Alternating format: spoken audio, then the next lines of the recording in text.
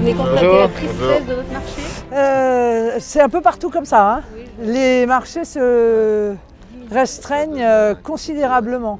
Ah bah, les commerçants capitulent, hein, il y en a plein qui capitulent. Bah, c'est parce que la situation est trop difficile, quoi. On ne gagne plus notre vie. Le problème, c'est que la baisse du pouvoir d'achat a un effet général, enfin c'est un effet domino. Hein. Les gens, ils ont de moins en moins de moyens et donc. Internet aussi. Hein. Et puis aussi les grandes surfaces qui sont à l'extérieur des villes. Et Naumont Steve-Briouat, hein, qui est un maire RN, a fait un effort tout particulier pour préserver le marché au cœur en fait et évidemment, et ça a une influence immédiatement, ça change les choses. Voilà, en termes d'activité et de population qui se déplace, ça change beaucoup. Et c'est essentiel. Enfin, c'est essentiel parce que c'est l'âme de nos villes, de nos petites villes. De toute façon, le jour qu'il n'y aura plus de marché, c'est fini après. Il n'y a plus de vie sociale. On voit les fruits et légumes, etc. dans les grandes surfaces. Ça a beaucoup voyagé. Ça arrive, c'est pas mûr. Aussi, c'est pas mûr. Voilà. Là, ça arrive, c'est pas mûr. On l'achète 2 jours après, c'est déjà en train de pourrir. Vrai, hein. C'est pas du tout le cas sur les marchés. Enfin, moi, je suis une adepte des marchés. Eh ben, pas seulement bien. pour faire campagne, mais aussi pour C'est faire bien, mes courses. Ça fait plaisir au moins.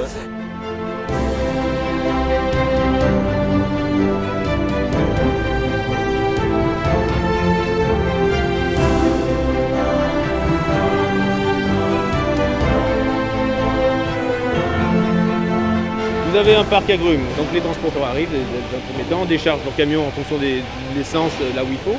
Ensuite, on va venir prendre les grumes, les recouper à la tronçonneuse à la bonne longueur, en fonction des commandes de nos clients ou de nos besoins pour notre stock. On pose les grumes sur un deck agrumes et elles vont ensuite être convoyées dans le bâtiment de manière longitudinale. Nous avons conçu notre site pour mettre toutes les machines à l'intérieur du bâtiment. D'accord. Bon, un peu plus contraignant pour les salariés qui doivent travailler souvent avec des boules caisses, mais par contre, les voisins n'entendent rien. Il n'y a pas trop de voisins là. Non, on n'a pas trop de voisins, mais ça peut changer. Mais voilà, il suffit d'un voisin mécontent, et aujourd'hui, un voisin mécontent fait fermer l'activité. Non mais d'accord, mais c'est pas normal que des gens qui construisent postérieurement à l'existence de l'entreprise puissent après venir se plaindre du choix de leur localisation, quoi. Mais malheureusement, dans notre pays, c'est comme ça. C'est la campagne. C'est la campagne, mais voilà. T'as même des types qui ont quand même porté plainte contre le cri du coq, arrête de dire.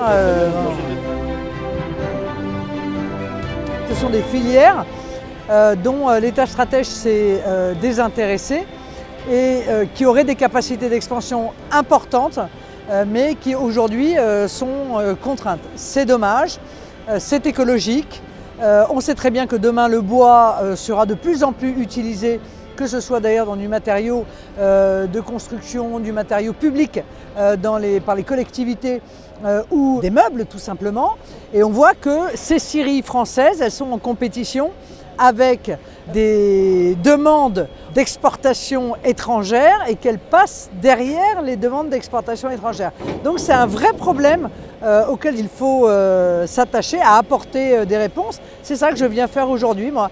Quand ce chef d'entreprise me dit, écoutez, moi je pourrais avoir 3 ou 4 lignes comme celle-là, mais je n'ai pas les employés parce que je n'arrive pas à trouver des employés formés dans ce secteur, je me dis que ceux qui sont chargés de la formation dans notre pays, et en l'occurrence la région, devraient s'intéresser à fournir à des entreprises qui peuvent recruter des outils de formation pour nos jeunes qui eux-mêmes sont confrontés au chômage.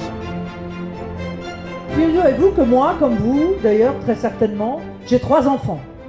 Et je ne les ai pas mis au monde dans un pays que j'aime tant, la France, pour les voir raser les murs parce qu'ils ont peur, pour les voir ne plus être capables de défendre leurs valeurs, leur identité, leurs mœurs, leurs codes, leur mode de vie.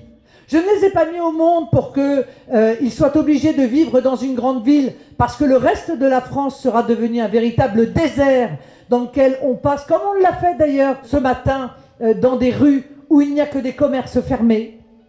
Je ne les ai pas mis au monde pour qu'ils s'inquiètent indéfiniment de pouvoir non seulement trouver un emploi, mais conserver un emploi, parce que notre pays aujourd'hui est mis en concurrence déloyale avec la terre entière.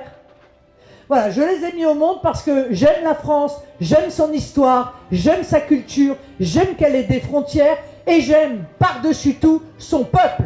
Parce que c'est pour lui que je me bats. C'est pas pour une image, c'est pas pour une France idéale. Je me bats pour la France d'aujourd'hui.